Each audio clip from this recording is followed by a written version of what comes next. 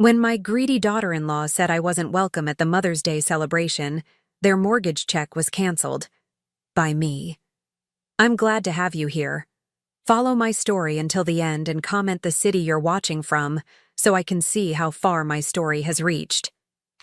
The message from Fiona arrived on Wednesday afternoon, 3 days before Mother's Day. I was in my kitchen, arranging flowers I'd picked from my garden. My phone chimed with her name, and I felt that familiar knot in my stomach tighten, the one that always appeared when my daughter-in-law contacted me. Barbara, Thomas, and I have decided to keep Mother's Day intimate this year, just immediate family. Hope you understand. I read the text 3 times, my fingers trembling. Immediate family. The words cut through me like shards of glass. After 5 years of marriage to my son, Fiona still didn't consider me immediate family. I set my phone down and gripped the edge of the counter, trying to steady my breathing. For 3 years, I'd been helping them with their mortgage payments, $2,600 a month that stretched my retirement savings thin. Money I'd gladly given to help them establish themselves, to give Thomas the foundation I'd always wanted for him. My phone rang. Thomas. Mom, he started, his voice strained in that way it always was when Fiona was nearby. Did you get Fiona's message? Yes. I managed to keep my voice even. I was just wondering what immediate family means if not your mother. A pause. I could hear him cover the phone, murmuring to someone. Fiona, no doubt. When he returned, his voice was firmer. Fiona's parents are coming over. We thought it would be nice to have just the 4 of us this year. The betrayal stung sharper than I expected. I see. And I'm not considered immediate family, but her parents are? Mom, don't make this difficult. Thomas sighed. Fiona thinks, we think, it would be better this way. You and Fiona have been tense lately. Tense. What a polite way to describe how my daughter-in-law rolled her eyes whenever I spoke.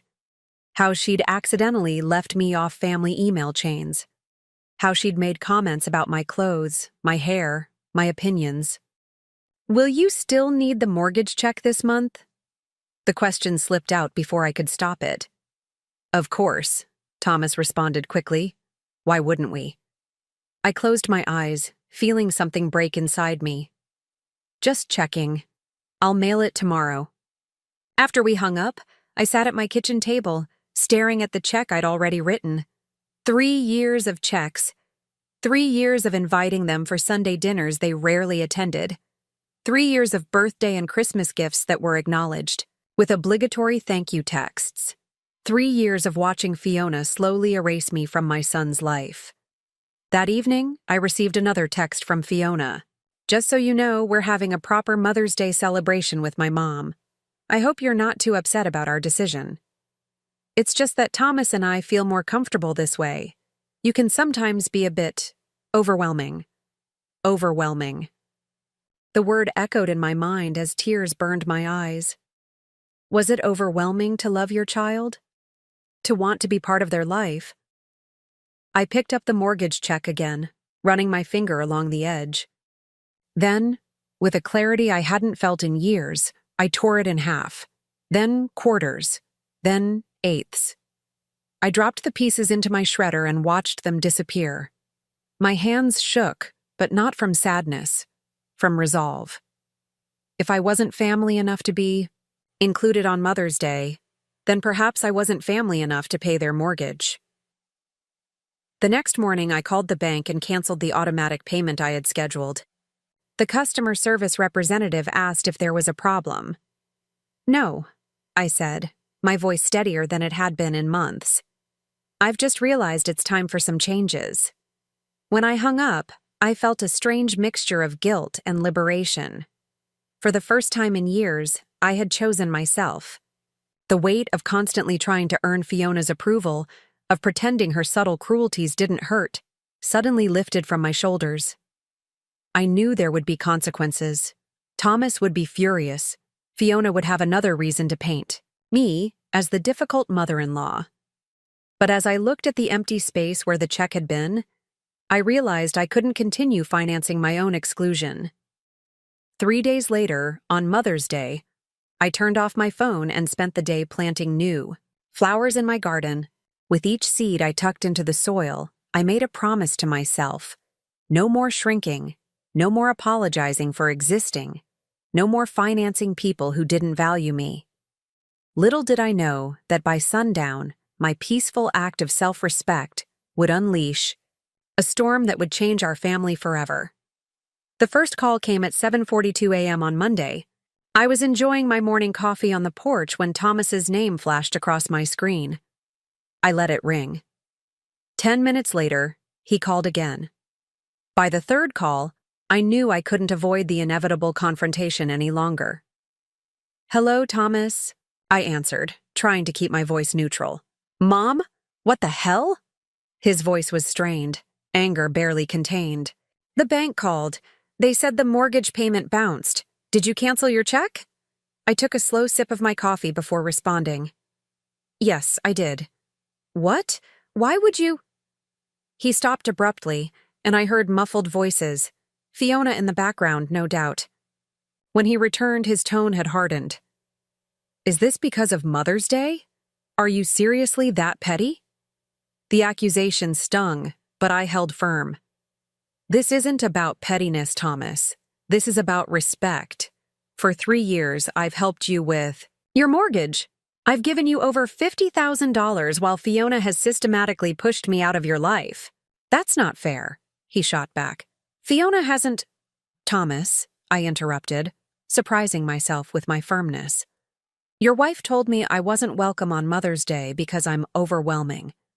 She invited her parents instead. If I'm not family enough to celebrate Mother's Day with you, then perhaps I'm not family enough to pay your mortgage." Silence hung between us for a moment before he spoke again, his voice lower. "This is really disappointing, Mom. I never thought you'd use money to manipulate us." His words hit like a physical blow. "Manipulate? Is that what you think I've been doing all these years? Supporting you?" "Fiona thinks—" "I don't care what Fiona thinks anymore," I said, the words tumbling out before I could stop them. "I care. What you think, Thomas? What do you think about excluding your mother from Mother's Day?" Another pause. "I think you're overreacting. It was just one day." "It's not just one day," I said, my voice breaking slightly. "It's a pattern, and I'm done financing my own exclusion." I ended the call before he could respond, my hands trembling as I set down the phone. The peaceful morning I'd planned was shattered, but I didn't regret my decision. By noon, the text messages started. "Fiona, real mature, Barbara. Using money as a weapon just proves why we wanted space from you." Fiona, "Thomas is devastated by your behavior. Is this really the kind of mother you want to be?" Thomas, "Mom, please call me back. We need to fix this." I didn't respond to any of them. Instead, I busied myself with gardening, trying to lose myself in the rhythm of digging and planting, but the peace I sought eluded me. Around 3 p.m., my doorbell rang. I peered through the peephole to see Thomas and Fiona standing on my porch, both looking thunderous. Taking a deep breath, I opened the door. "We need to talk," Thomas said, brushing past me without waiting for an invitation. Fiona followed, her eyes scanning my living room with thinly veiled disdain. "Yes, we do," I agreed, closing the door and turning to face them. "Would you like some tea?" "We don't want tea," Fiona snapped. "We want an explanation, and for you to fix this mess you've created." I looked at my son, searching his face for any sign of the boy I'd raised, the one who once brought me dandelions and called them flowers, who held my hand at his father's funeral and promised we'd always take care of each other. All I saw was a man who couldn't meet my eyes. "I've already explained," I said calmly. "I won't continue to financially support people who don't respect me." "This isn't about respect," Fiona's voice rose. "This is about you trying to control us. You've always wanted to control Thomas, and you can't stand that he has me now." "That's not true," I said, keeping my voice level despite the anger bubbling inside me. I've never tried to control either of you. I've only wanted to be treated with basic courtesy and inclusion. You call barging into our lives and criticizing everything I do basic courtesy? Fiona shot back. I blinked, genuinely confused. When have I ever criticized you, Fiona? You do it all the time. The way you look at our house, how you ask about our finances, your comments about my cooking. I've never said a negative word about your cooking, I protested. You don't have to say it. It's your expression, the way you pick at your food. I turned to Thomas, desperate for him to see reason. Thomas, you know that's not true. He shifted uncomfortably. Mom, you can be critical sometimes. Maybe not directly, but his words trailed off, and I felt a chill settle over me. This was what Fiona had done, twisted my actions, reframed my words, until even my own son saw me as the villain in their story. I think you should both leave, I said quietly. Not until you agree to reinstate the mortgage payment, Fiona demanded. Looked at her, really looked at her, and suddenly saw everything clearly. The subtle manipulation, the way she'd positioned herself between Thomas and me, the calculated effort to isolate him from his family. No, I said, the word carrying the weight of years of silent acquiescence. The answer is no. You'll regret this, Fiona hissed, grabbing her purse. Come on, Thomas. She's made her choice. Thomas hesitated, looking torn. Mom, please, we can work this out. Yes, we can, I agreed. But not like this, not with threats and accusations. Fine, he said finally, his shoulders slumping in defeat. Have it your way. As they left, slamming the door behind them, I didn't cry. Instead, I felt a strange, calm certainty settling over me. The worst had happened. My son had chosen his wife over me, and I had survived. What I didn't know then was that the real battle was just beginning. That evening, my phone buzzed with a notification. My sister had tagged me in a Facebook post. With trembling fingers, I opened it to find a lengthy message from Fiona, detailing how I had abandoned my son in his time of need, how I was using money to control him, how I had always been jealous of their relationship. The family war had gone public. By the end of the week, I had 37 missed calls, 62 text messages, and countless social media notifications. Fiona's post had spread through our extended family like wildfire, with people taking sides without even hearing my version of events. I'd turned off my notifications, unable to bear the constant judgment. My sister Janet was the only one who called to hear my side. This doesn't sound like you, Barb, she'd said. What really happened? After I explained, she sighed deeply. I always thought there was something off about Fiona. Too perfect, too polished. I just don't understand how Thomas can't see it, I said, my voice breaking. He's always been such a good judge of character. Love blinds people, Janet replied. And manipulators like Fiona are experts at isolation. It's textbook. Her words stayed with me as I tried to go about my days. Textbook manipulation. Was that what I'd been experiencing all these years? On Saturday morning, I found myself pulling boxes from the attic, photo albums, holiday cards, old emails I'd printed. I spread them across the living room floor, creating a timeline of my relationship with Thomas and Fiona. The change was subtle but unmistakable. In the first year after they started dating, Thomas called me several times a week. We had Sunday dinners regularly. He brought Fiona to family gatherings, and though she was never warm with me, she was polite. Then came their engagement. The calls became less frequent. Sunday dinners dwindled to once a month, then special occasions only. Thomas began to cancel. Plans last minute. I found a Christmas card from 3 years ago, the first Christmas after they were married. Mom, we're so blessed to have your support. Love you always, Thomas and Fiona. The same year they asked for help with the mortgage, claiming they were struggling to make ends meet. I pulled out my financial records next. The mortgage payments, $600 each month. But there were other expenses too, helping with their car, insurance, paying for home repairs, covering the property taxes last year when they claimed they were short.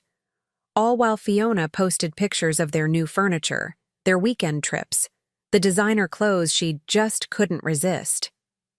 I'd seen the posts and felt uneasy, but I'd dismissed my concerns. They were young, enjoying life. I wanted Thomas to have the things I couldn't give him growing up as a single mother. But now, looking at it all laid out chronologically, a pattern emerged that I couldn't ignore. My phone rang, interrupting my thoughts. An unknown number. Against my better judgment, I answered. Barbara? It's Claire, Fiona's sister. I stiffened. Claire and I had met only a handful of times at family gatherings. She'd always seemed uncomfortable around Fiona, staying on the periphery of conversations. Claire, I said cautiously, how did you get my number? From Thomas's old contact list.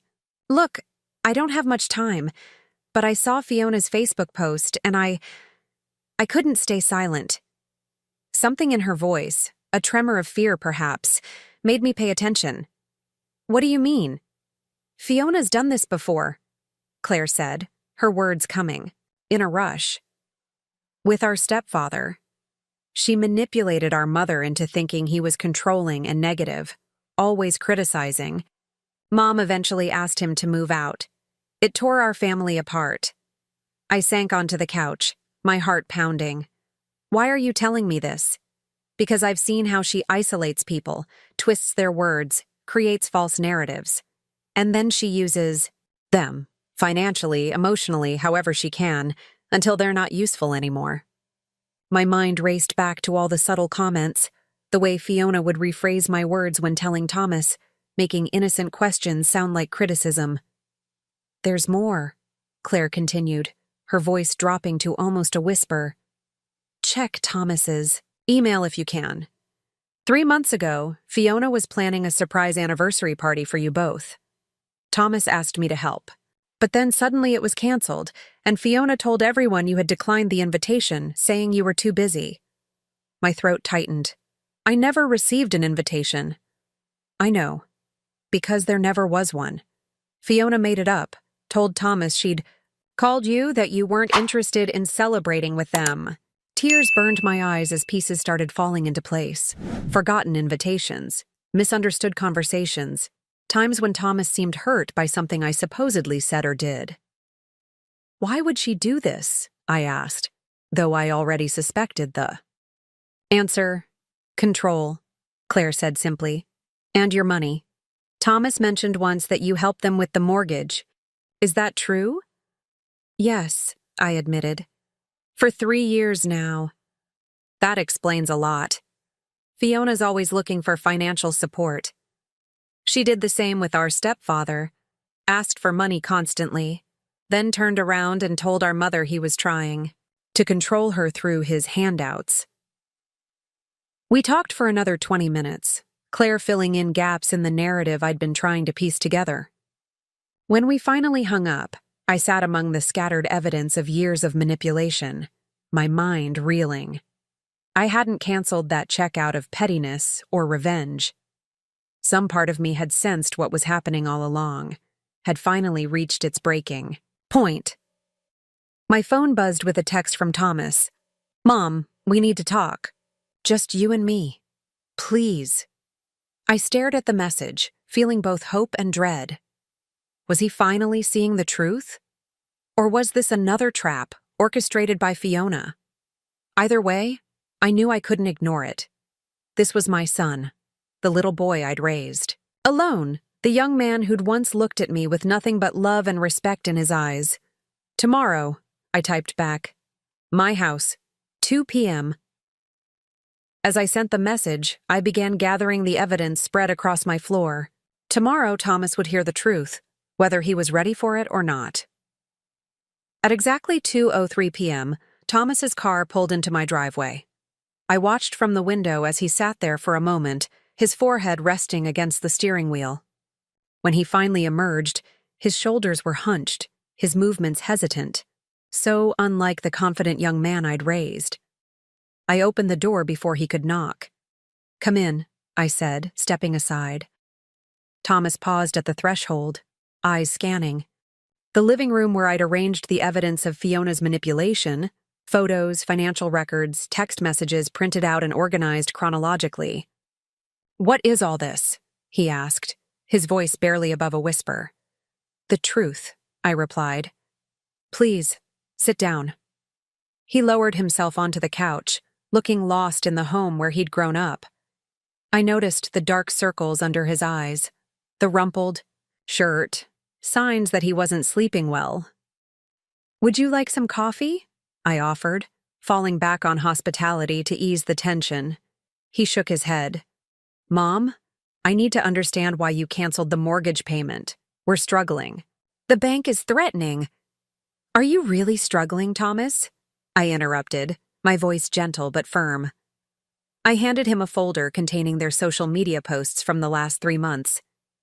"Because according to Fiona's Instagram, you just took a weekend trip to Napa. You bought new living room furniture. Fiona has 3 new designer handbags." He flipped through the printouts, his brow furrowing. "Those were special occasions. The trip was a work thing. The furniture was on sale. And these?" I handed him my financial records. 3 years of mortgage payments, home repairs, property taxes, car insurance, all while you two were supposedly struggling. Thomas set the papers down, running a hand through his hair. "It's not what you think. We had a plan to pay you back eventually." "This isn't about paying me back," I said, feeling a lump form in my throat. "It's about respect, Thomas. It's about being treated like family, not an ATM machine." His eyes flashed with anger. "That's not fair. We've always appreciated—" "Have you?" I asked quietly.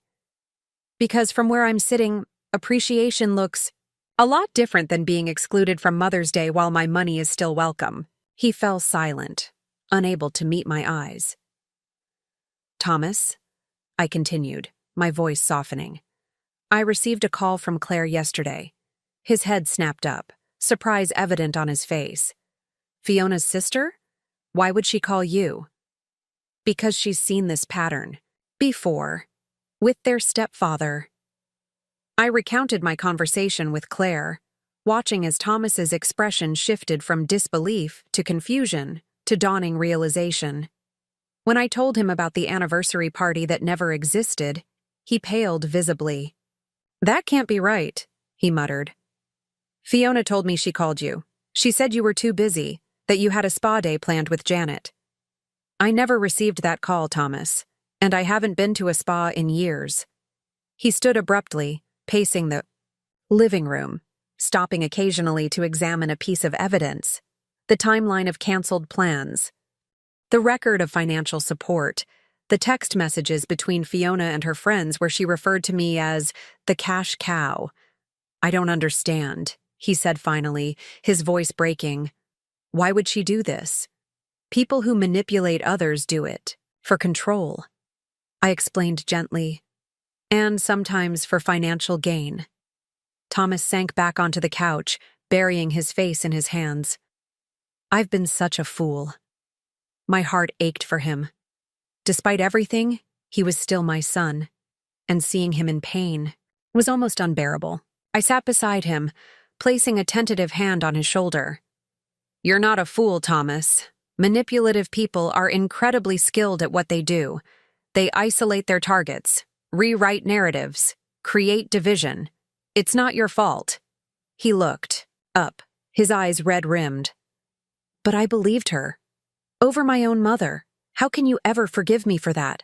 I squeezed his shoulder. "There's nothing to forgive. You loved her. You trusted her. That's what good people do." We sat in silence for several minutes, the weight of revelation hanging heavy between us. Finally, Thomas spoke again, his voice steadier. "What happens now?" It was the question I'd been asking myself all night. What did happen now? Could our relationship be repaired? Could Thomas see his way out of Fiona's manipulation?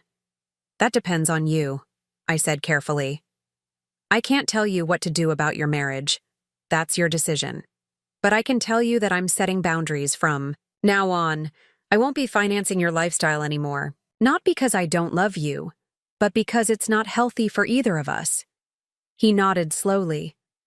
I understand, and I wouldn't ask that of you again. He paused, swallowing hard. I need to talk to Fiona, confront her with what I know. A flash of fear went through me. Be careful, Thomas. When manipulators are exposed, they often become volatile. What choice do I have? He asked, his eyes meeting mine. I can't continue living a lie. Before I could respond, his phone buzzed with a text. He glanced at it, his expression hardening. It's Fiona. She's been tracking my location through my phone. She wants to know why I'm here. What will you tell? Her? Thomas stood, a new resolve in his posture.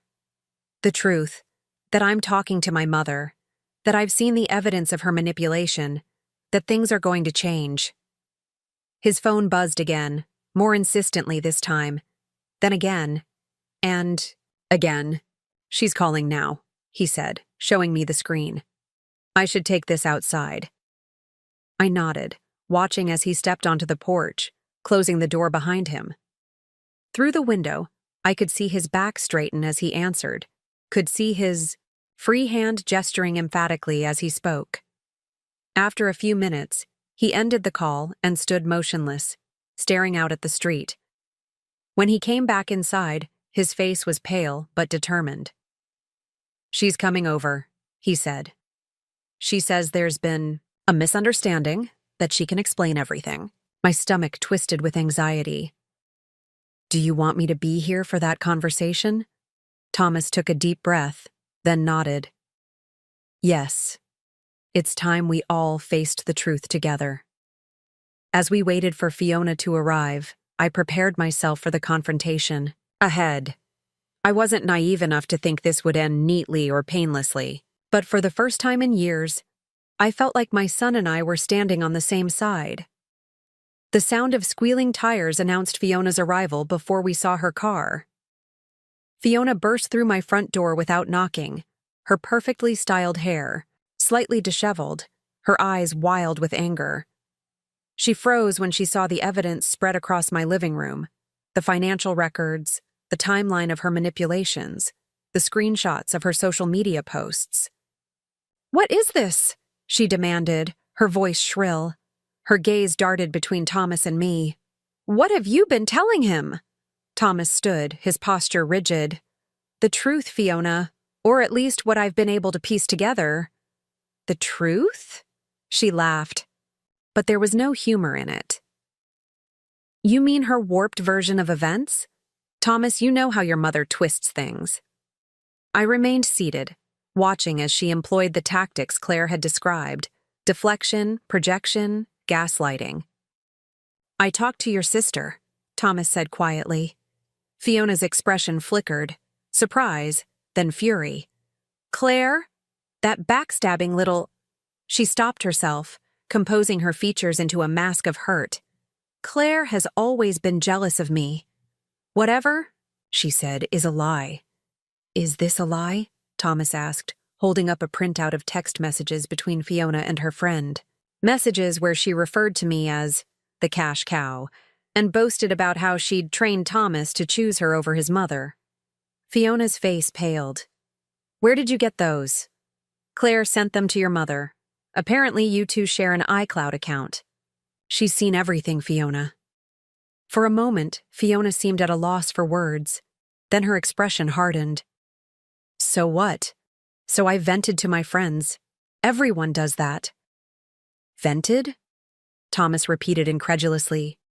You literally wrote, and I quote, Barbara, we'll keep paying the mortgage as long as we pretend to care about her.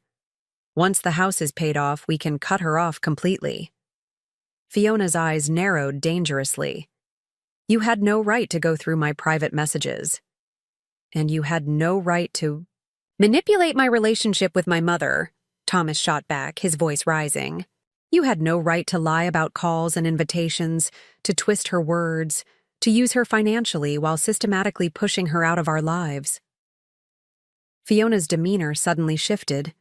Tears welled in her eyes, and her shoulders slumped. I was just trying to protect our marriage, she whispered. Your mother has always hated me, always tried to come between us. I finally spoke up, my voice calm. That's not true, Fiona. I welcomed you into our family. I supported you both financially and emotionally. All I ever wanted was to be included in your lives. She rounded on me, the vulnerable act vanishing as quickly as it had appeared. You think your money gives you the right to control us? To dictate how we live? My mother never tried to control us, Thomas interjected. She was helping us at our request. She canceled the mortgage payment. Fiona snapped. If that's not control, what is? It's a boundary, I said simply. One I should have set a long time ago. Fiona's face contorted with rage. You've turned him against me, she hissed. You and Claire and your lies. No one needed to turn me against you, Thomas said wearily. You did that yourself, with every manipulation, every lie. Every time you tried to erase my mother from our lives while still taking her money. Fiona's gaze darted around the room like a cornered animal looking for escape. This is ridiculous. I'm leaving. She turned to Thomas. Are you coming? The question hung in the air between them. A simple query that carried the weight of their entire marriage. Thomas took a deep breath. No, Fiona, I'm not. The three words seemed to echo in the sudden silence. Fiona's eyes widened in disbelief. You're choosing her over me, after everything we've built together? I'm choosing the truth, Thomas replied, his voice steady for the first time since arriving. And the truth is, our marriage was built on lies. Your lies. Fiona took a step back, as if physically struck by his words. Then her expression hardened into something cold and calculating. Fine, she spat. Stay with Mommy, but don't think this is over. She pointed a manicured finger at me. And you. You'll regret this. With that, she stormed out, slamming the door so hard that the windows rattled.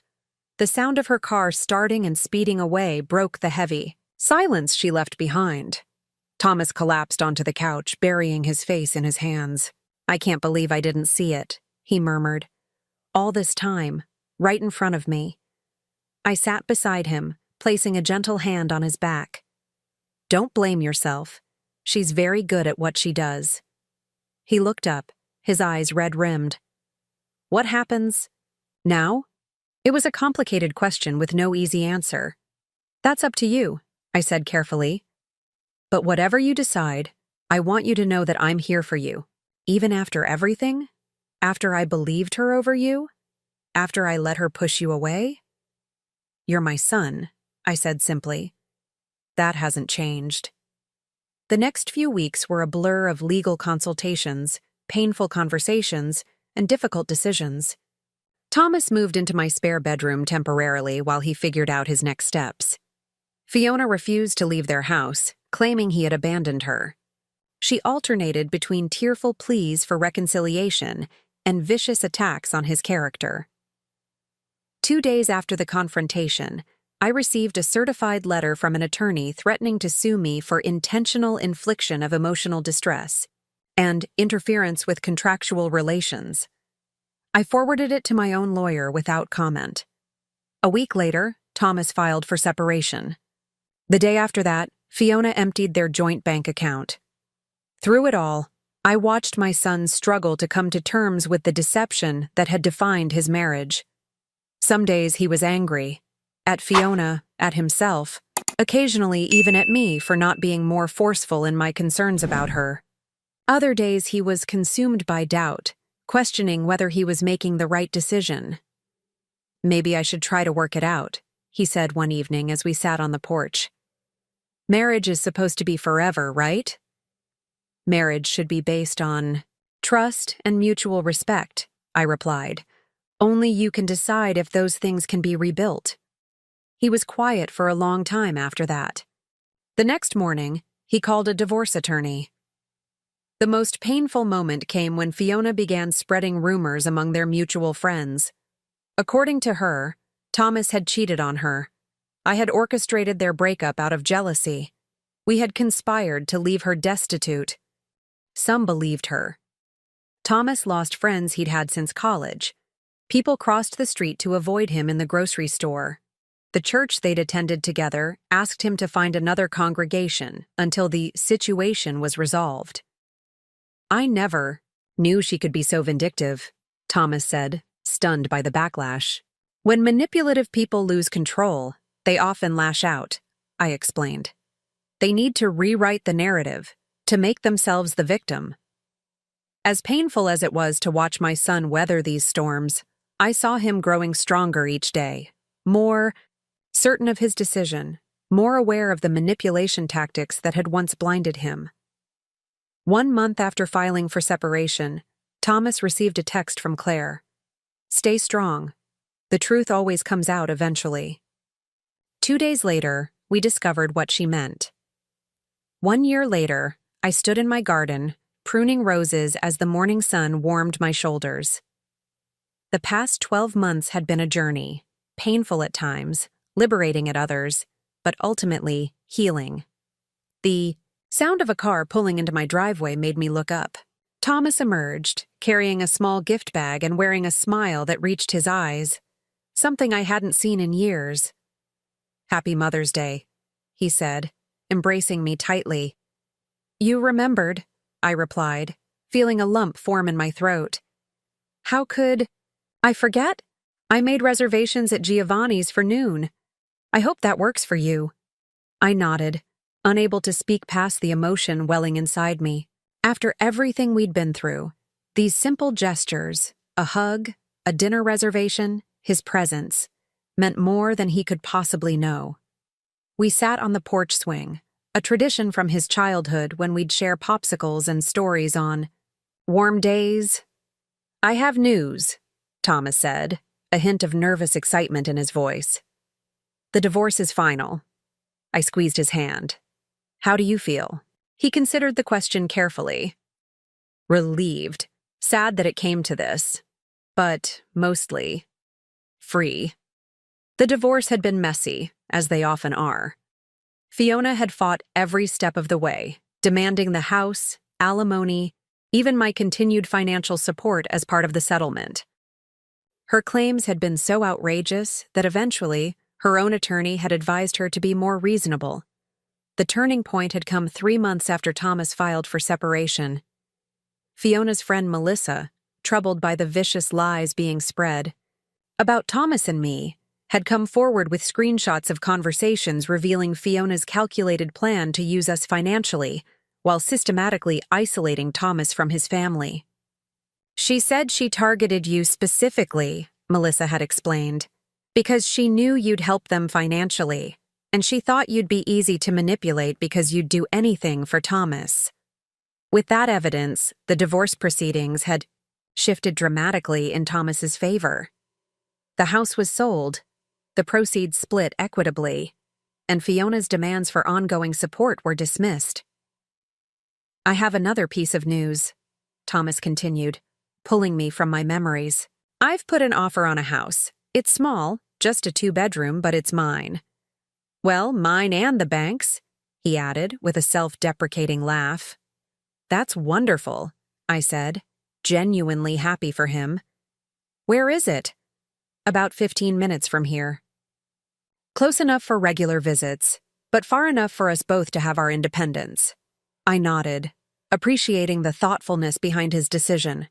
Over the past year, we'd both worked hard to rebuild our relationship on healthier foundations.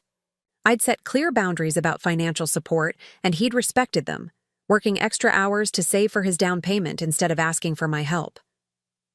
There's something I want you to know, Thomas said, his expression growing serious. I'm seeing a therapist. Have been for a few months now. That's good, I replied softly. I'm proud of you for taking that step. He nodded.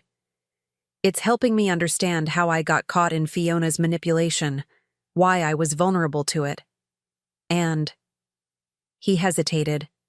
How my relationship with you played into it. I tensed slightly, unsure where this was heading. Not in the way you might think, he clarified quickly. It's just, I always felt like I needed to be perfect for you, to make up for Dad leaving, to justify all your sacrifices. Fiona sensed that insecurity and exploited it. I took a deep breath, feeling my own guilt surface. I never wanted you to feel that pressure. I know, he said gently, but I did. And when Fiona came along and told me I was perfect just as I was, that I deserved everything without having to earn it, it was intoxicating. His honesty both hurt and healed. I'm sorry if I ever made you feel like you weren't enough, I whispered. You didn't, he assured me. But I'm learning that sometimes our perceptions are shaped by things beyond our control, like a child of divorce assuming they need to be perfect to keep their remaining parent from leaving too. We sat in contemplative silence for a moment, the swing creaking softly beneath us. Anyway, Thomas continued, his tone lightening, the therapist thinks we're both making good progress, especially since we're talking more openly now. We are, I agreed. The past year had taught us both to communicate more honestly, to express needs and concerns directly instead of assuming or suppressing them. Thomas reached into the gift bag he'd brought and pulled out a small, flat package wrapped in silver paper. For you, he said. Open it now. I carefully unwrapped it to find a framed photograph. Thomas and me at his college graduation, both beaming with pride and joy. It was the last photo taken of us before he met Fiona, the last uncomplicated moment of our relationship. I found it when I was packing, he explained. Thought you might like to have it. Tears welled in my eyes as I traced the frame with my fingertips. It's perfect, I managed. Later, as we drove to the restaurant, I reflected on how far we'd come. The painful exclusion from last year's Mother's Day had set in motion a chain of events that, while devastating at the time, had ultimately led to healing and truth. I'd heard through mutual friends that Fiona had moved to another state and was already engaged to a wealthy businessman twice her age. I felt no satisfaction in this news, only a quiet hope that her new fiancé might see through her manipulations before suffering the same fate as Thomas. At the restaurant, Thomas raised his glass in a toast. To new beginnings, he said. And to the strongest woman I know. I smiled, clinking my glass against his. To truth? I added. And to learning our own worth. As we enjoyed our meal, sharing stories and plans for the future, I realized that what I'd initially seen as an ending, that moment when I tore up the mortgage check and set a boundary, had actually been a beginning. The beginning of reclaiming my voice, my financial independence, and most importantly, my relationship with my son. We'd both learned valuable lessons. Thomas about recognizing manipulation and valuing genuine relationships. Me about setting healthy boundaries and understanding that true love doesn't require financial sacrifice or silent suffering. The check that I'd canceled a year ago had seemed, at the time, like a small act of rebellion. In retrospect, it was an act of self-respect that had rippled outward, eventually touching and transforming both our lives. On the drive home, Thomas asked, "Do you ever regret it? Canceling that check?" I thought about it for a moment, then shook my head. No. It was one of the hardest things I've ever done, but also one of the most necessary. He nodded thoughtfully. I think it saved us both. As the sun set behind us, painting the sky in shades of pink and gold, I felt a deep sense of peace settle over me. We were no longer just mother and son bound by obligation and history, but two adults choosing to be in each other's lives, respecting each other's boundaries, and valuing each other's worth. I had been silenced, but never defeated. And in finding my voice again, I had helped my son find his as well.